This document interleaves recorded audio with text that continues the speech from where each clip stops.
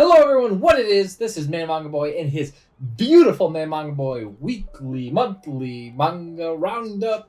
What did I read? How did I think about it? Where does it scale in our wonderful towers that we have of scaling? I don't know yet, but we're going to find out together. If you like this content, please like, comment, subscribe down below. It helps out a lot, and also you could share with a friend. You know, your friends are your friends for a reason. You enjoy similar things like watching manga videos and people tell you what manga is good this month. Or at least this month that this guy read. That was me. I'm that guy. Anyways, first one to bat is Eden Zero. We picked off in this really dystopian world, and Rebecca is like missing her legs and therefore her powers, and the war is heating up. Pretty solid B. I really like this series quite a lot. This war arc has been really good. I'm just hoping for a satisfying conclusion. We'll see if we get there. Gigant S tier. I love Gigant. We beat Satan, quote unquote beat. I'm not sure that Satan's truly dead. But we're fighting God and God. I don't know how to describe these guys. But the main creators of this whole kind of event right now, they are on Earth. And they're ready to rumble. So that's going to lead into something excellent. I believe the next volume's the last one, so the penultimate one. I've loved it. This whole series so far, amazing, okay? Definitely recommend it. Star Blazers, $21.99. I actually have been liking this more than the original Star Blazer, Battleship Yamato. At least the portion that they're adapting right now. I like the second half. There's a little bit of a time skip a little bit better.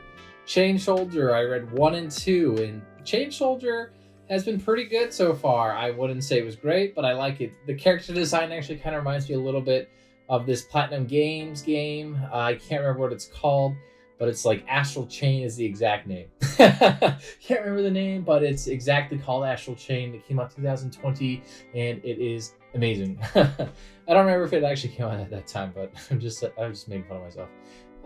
Yeah, so I do really like it a lot. It's about this guy who lives in this world where women are able to defeat demons and men can't do shit because we suck.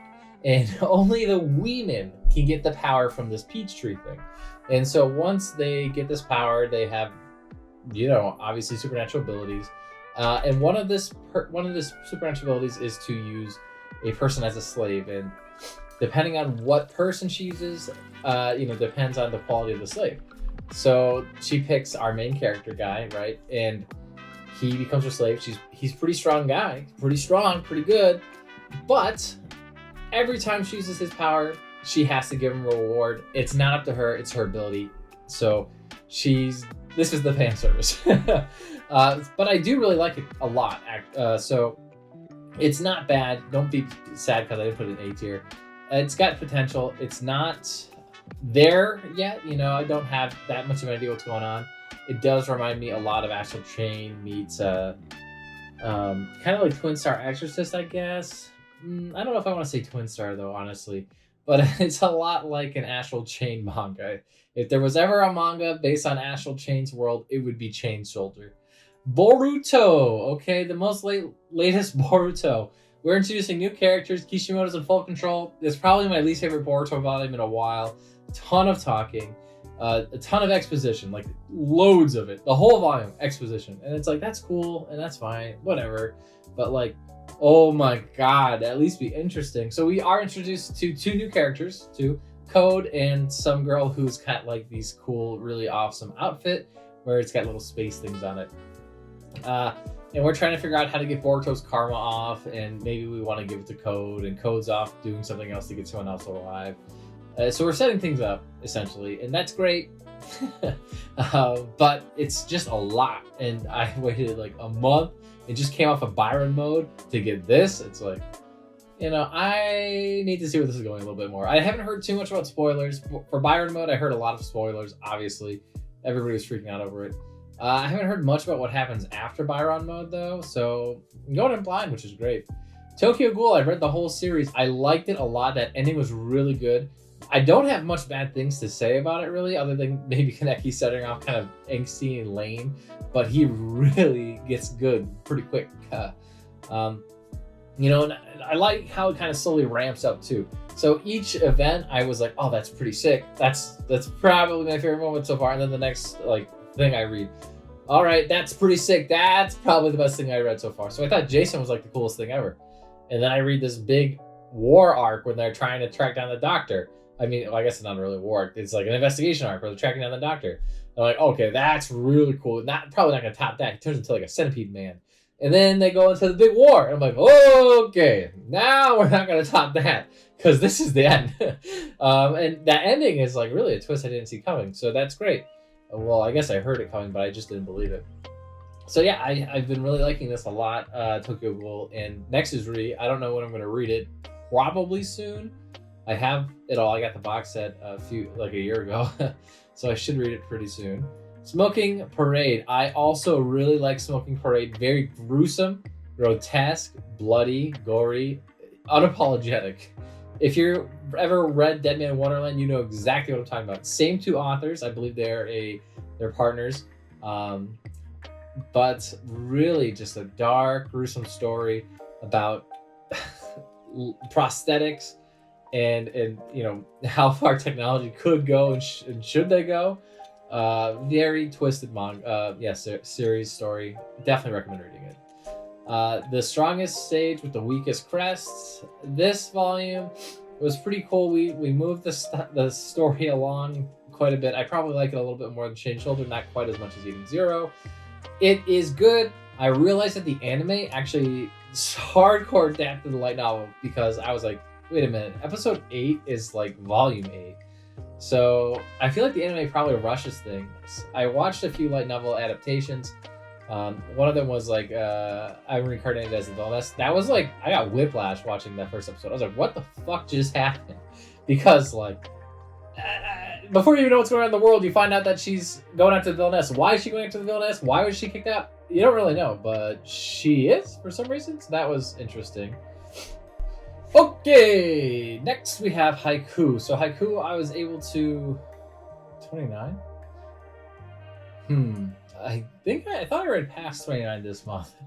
But anyways, I guess we got to the tail end of the twins match, and we went against Nikomata. I don't actually think it's this low. Oh, 65 I accidentally wrote.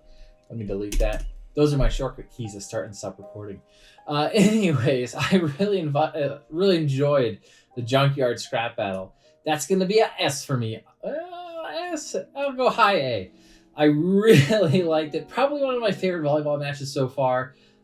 There was definitely a lot of twists. I wish I got more Hinata action in there. A lot of it was spent shooting Hinata down. That way they, had to figure out something else. But Hinata ultimately ends up doing pretty well. But you kind of forget that Hinata is the main character and it's not Kageyama-kun or like Suki. Which is cool. I really like those characters a lot, actually. And I really like that match a lot, too. That probably is my only gripe. But again, it's really minor because Shoyo is a large part of it. But anyways, Kenma and Shoyo was what I was really looking forward to, so I wanted more of it. Kubo won't let me be invisible. Why would she do this? Why would she not let him be invisible? And I like this one. It was probably a low B for me. And the reason is there just wasn't a lot in it. It's kind of the same thing as Volume 1 was, but we see their relationship is kind of further along now. Still cutesy, still fun, it's still lighthearted. It's not super compelling, but it's not super bad. I really do like it. I like it probably more than the quintuplets.